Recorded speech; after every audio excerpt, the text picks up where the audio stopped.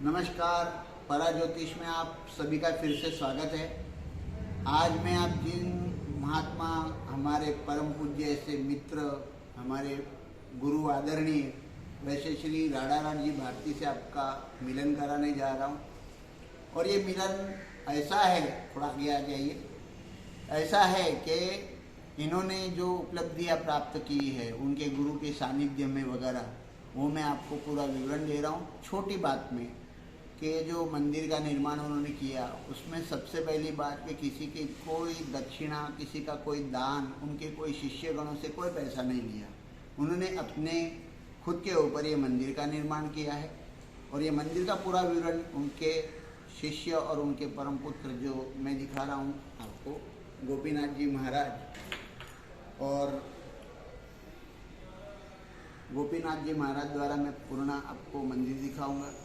तो हमारे ऐसे परम पूज्य श्री राडाराम भारती से आपका मिलन कराने जा रहा हूँ। और एक दूसरी उपलब्धि कि उनको भारत सरकार माफ कीजिए, भारत सरकार द्वारा राम मंदिर के लिए उनको निमंत्रण मिला है। उसकी पत्रिका भी मैं आपको पहले दिखा देता हूँ। और ये इनकी पत्रिका है, जरा आप प्लीज़ आगे आ जाइए। भारत सरकार द्वारा राम मंदिर की पत्रिका उनको प्राप्त हुई है कि मंदिर में आपको प्राण प्रतिष्ठा समय आना है। ये जो मंदिर का पूरा संपूर्ण विवरण उसको मैं दिखा रहा हूँ। ये हमारे अपने परम पूज्य देवरा बाबा के सानिध्य में उनकी कृपा से, ये परम संतों की कृपा, आशीर्वाद, जिन्होंने 500 वर्ष तक लड़ाई की और वो लड़ाई के साथ और उनके पूरे सहयोग के द्वारा आज राम मंदिर परम पूज्य भगवान श्री राम जी के सानिध्य में प्राप्त होगा। अपने को ये मंदिर का निर्माण के लाइव दृश्य भी अपन देखेंगे 22 जनवरी को। और ये सब जो पूर्ण पत्रिका है उनके द्वारा प्राप्त हुई भारत सरकार द्वारा, परम पूज्य श्री अपने पंत प्रधान श्री नरेंद्र मोदी जी द्वारा। और ये निमंत्रण विशेष पत्रिका हमारे परम पूज्य श्री राडाराम जी भारती, अशोकानंद जी भारती को प्राप्त हुई है। और ये पूर्ण पत्रिका उनको प्राप्त होने के बाद उनको निमंत्रण भी बोला गया कि आप आना है और उस मंदिर के निर्माण में आपको लाभ लेना है। ये देख सकते हैं आप, संपूर्ण पूर्णा अयोध्या का मंदिर, जो राम मंदिर की, क्योंकि बहुत लोगों को पत्रिका नहीं देखने मिलेगी, तो इसके लिए हम आपको प्राण प्रतिष्ठा का ये महाप्रसाद आगमन वगैरह विशेष जो पूजन हवन वहाँ होने वाला है उसका ये संपूर्ण विवरण और उनका नाम, पता, और देख सकते हैं आप, अशोक गायकवाड़ श्री राडाराम जी भारती। और उनको विशेष राम जन्मभूमि द्वारा तीर्थ क्षेत्र से ये आह्वान आया है कि आपको आना है।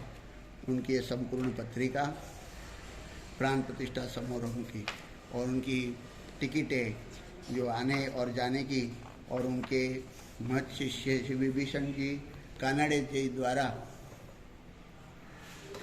द्वारा उनको जाना है। तो आप अभी अपन सम्मिलन करते हैं परम पूज्य ऐसे श्री राडाराम जी भारती, अशोकानंद जी भारती, आपको मिलाता हूँ। नमस्कार राडाराम जी भारती जी, आपका बहुत बहुत स्वागत है हमारे पराज्योतिष में। आपको सादर प्रणाम और हम आपको प्रणाम कर रहे हैं। जय श्री राम। आपको, हमको बहुत खुशी हुई आपको ये अवसर पर प्राप्त हुए, तो उसके लिए आप 2 शब्द हमको आपके कर कमल द्वारा और मुखमंडल द्वारा बताइए। हमारे मंदिर की सबसे पहले आपका धन्यवाद। आपने हमारा विचार सुना, इसके लिए आपसे धन्यवाद। मेरे गुरुजी इंद्र भारती जुना अखाड़े से गिरनार में रहते हैं और ये निमंत्रण हमको कोकण प्रदेश से जिन्होंने दिया है उनके भी हम आभार कि हमको उस लायक समझा कि वहाँ आप आइए करके। तो बस ये पत्रिका हमने स्वीकार की है और हम 18 तारीख को यहाँ से जाएंगे और 23 तारीख को वापस आएंगे। बढ़िया, सुंदर। तो आपने पराज्योतिष के माध्यम से हमारे परम पूज्य संत श्री राडाराम जी भारती के पास पूरा विवेचन सुना, जो कोकण प्रांत के सबसे बड़े संतों में उनका निमंत्रण हुआ। और उनके आप जो मिलाने जा रहा हूँ वो उनके शिष्य भी है और उनके पुत्र भी है गोपीनाथ जी महाराज, जो खुद नमस्ते। अच्छे कीर्तनकार भी है और भजन आदि भी करते हैं। और उन्होंने एक छोटी सी बात कहना चाहता हूँ मेरे माध्यम से कि उन्होंने स्वस्वर भजन वगैरह सिखाने की भी शुरुआत की है। वो खुद भी भजन करने को जाते हैं वगैरह सब जगह पर, तो कि मुफ्त में ये भजन कार्य होता रहे और सनातन धर्म चलता रहे, इसके लिए गोपीनाथ जी महाराज से भी हम कुछ थोड़ा सा जान लेंगे।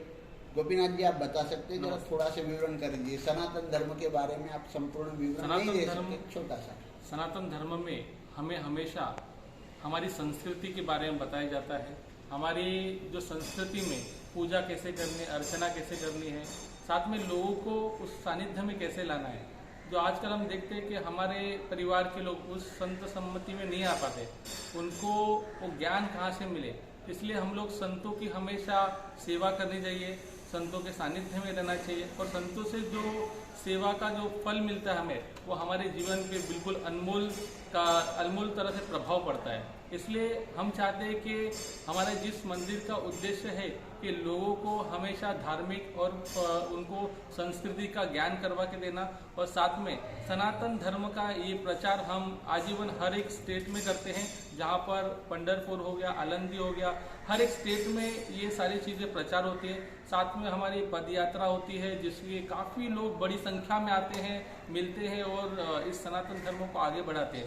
तो इसी तरह से दोस्तों, आपको इस माध्यम से जो मुझे ये परोपकार मिला है, वो मेरे आदरणीय गुरु जी ही है और मेरे पिताजी भी है, जिनके सानिध्य में रह के हमें ये सारी चीज़ें मिली है। और हम चाहते हैं कि और लोगों को भी ये सारा लाभ मिले।